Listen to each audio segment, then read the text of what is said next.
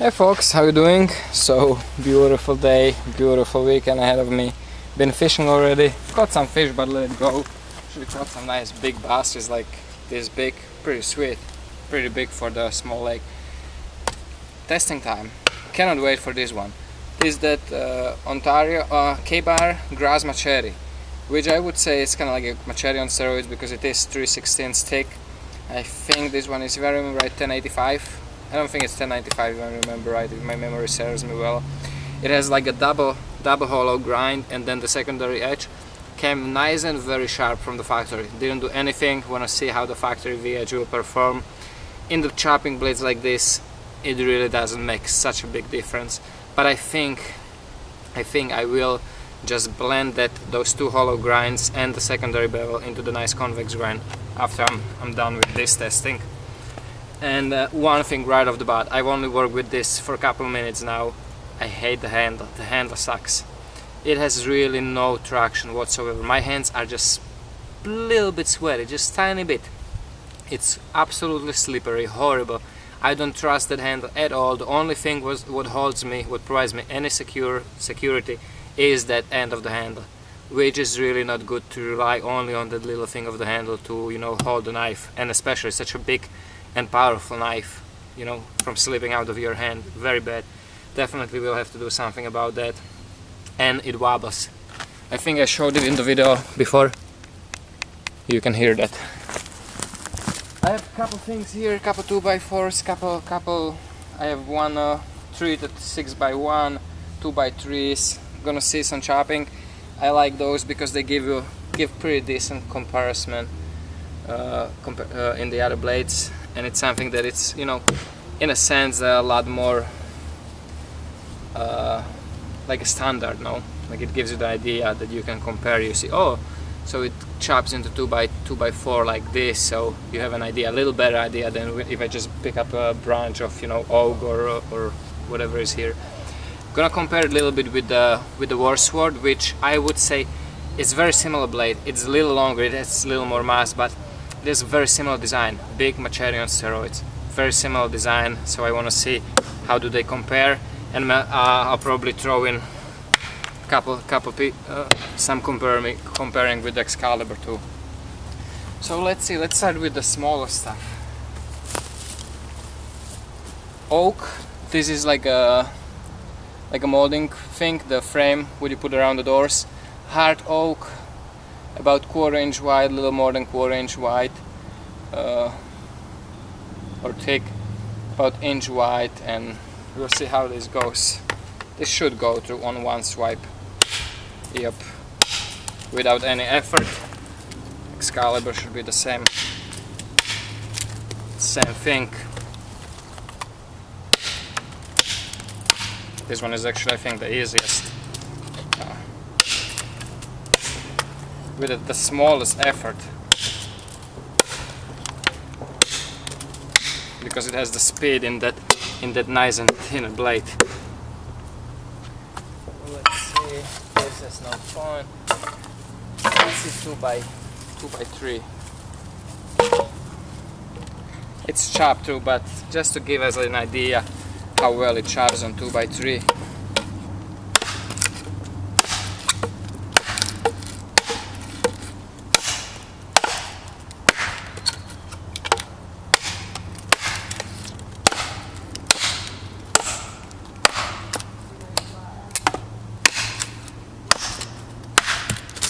Bounces off a lot, this blade. Let's see the war sword. There's actually probably the chopping base I have that bounces it off so much.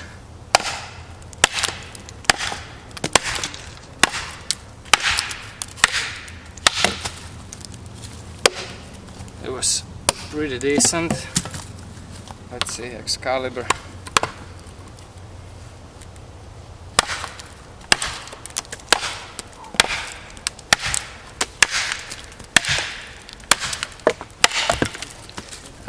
There is no comparison. This is the combination of the weight and thickness and the length. Doesn't give this much of a chance. Let's see this. This is 4x1 spruce. Let's see how deep it can go in on one swipe. That's actually pretty nice. That went about 2 inches deep, which is very decent. Let's see, Warsword. That went through the hole. That was about 3 inches because it was started there. Let me see if I can grab it here and go through the hole. 4 inches of it. Ah, no. I want to leave a little bit for Excalibur too, because I want to see this. So 4x1. Not quite, not quite.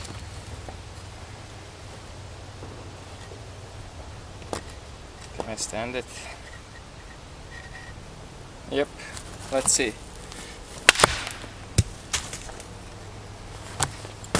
It's pretty impressive. That was holding just by the hair. It's nice. It's a 2x4. This is street a 2x4, so this is pretty tough stuff. Now, let's see how the Ontario goes. It's gonna be a pretty tough job, I think. Let's see.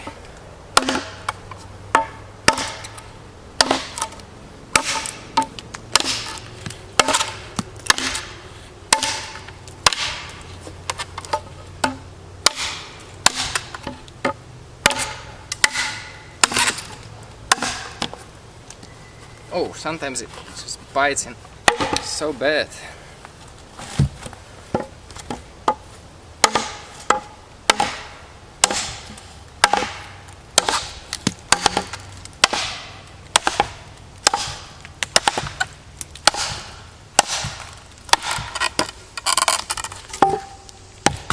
I gotta say, I have a feeling that if I keep working with this blade, I'm gonna have a massive blister on my pinky, because my pinky is the only thing what stops the blade from slipping out of my hand, which is definitely not nice.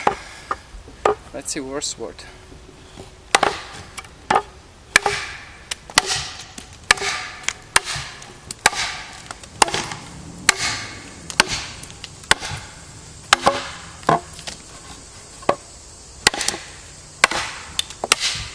That's nice. This one, I like this one.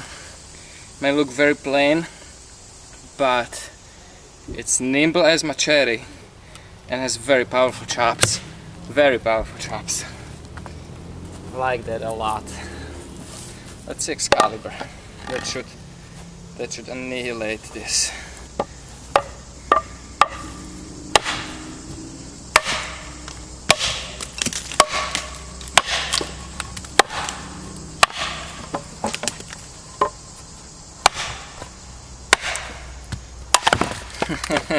I didn't count, I should count, just out of curiosity. How many hits I can go. Let me grab a new one with longer fitting here.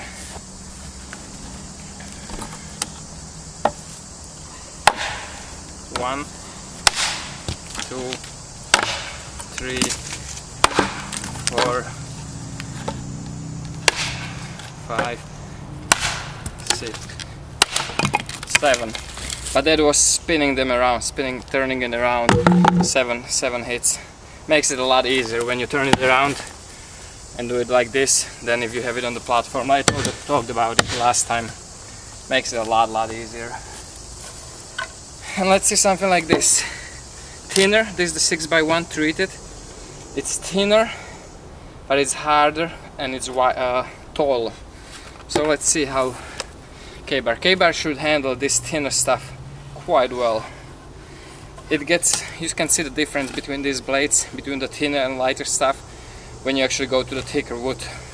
Doesn't really matter on the height of it, the thickness of it.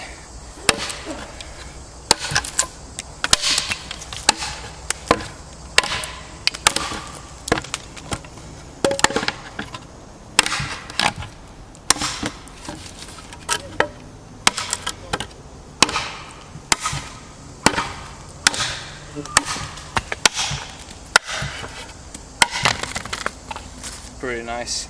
And this is pretty tough stuff. You can see the grain is actually pretty good quality wood. Plus it's impregnated. It's Excalibur. Excalibur should do quite well on this also. Let's see, one powerful. 2, 3, 4, 5, 6. It's good, I nailed them all pretty nice and into the nice line. You see that pretty clean cut. It splits in the half in the middle. Let's see, this one.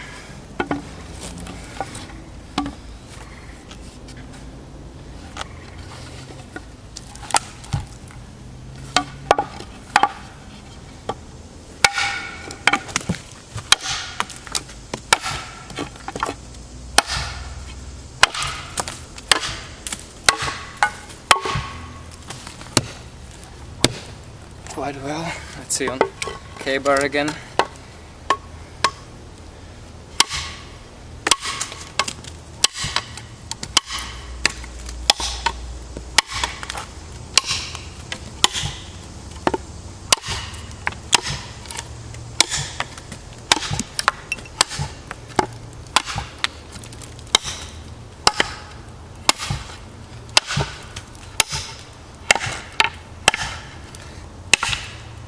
Yeah, for the money, it's not a bad performer.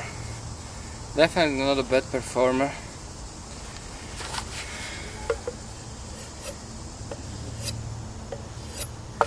Let's see that edge. If it crumbled any.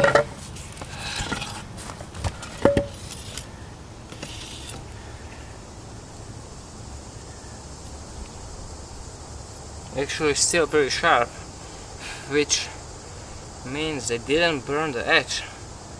Definitely after this chopping, if the edge is still pretty decent like this, and it is, that means they did a good job with when they ground it. They didn't burn the metal, and that's nice. I think actually that's why it's a little more money than a lot of those other cheaper tools like cold steel, because they do probably take care of it a little more at the manufacturing. You know, they make sure that the knife is nice and sharp. You don't have to do any work on it. I do have to criticize that handle. Absolutely bad handle. Definitely. 100% gotta do something with it. Let me see if I can split it like this. Oh.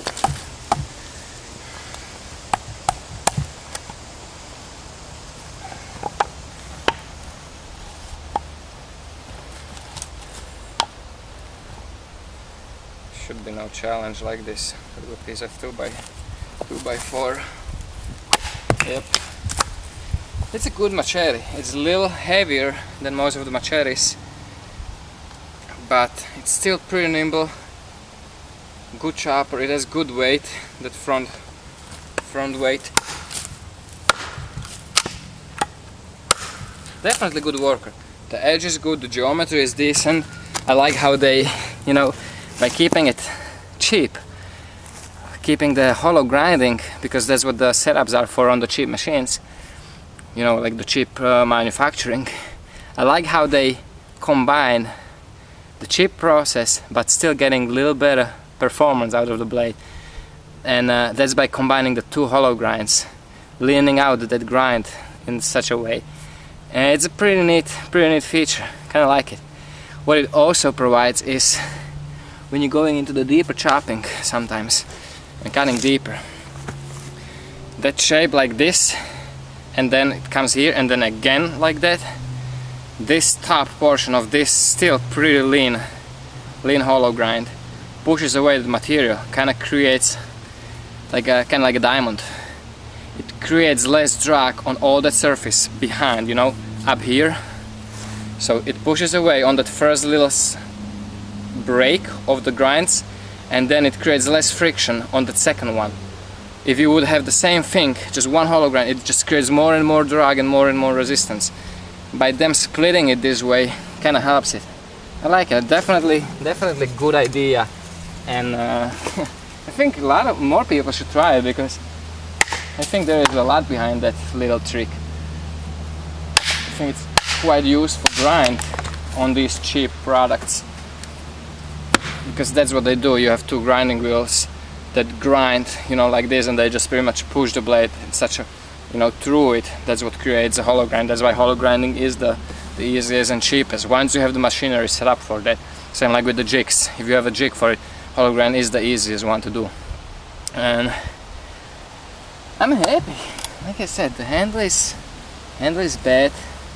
Sheath, I mean, what more would you want for it?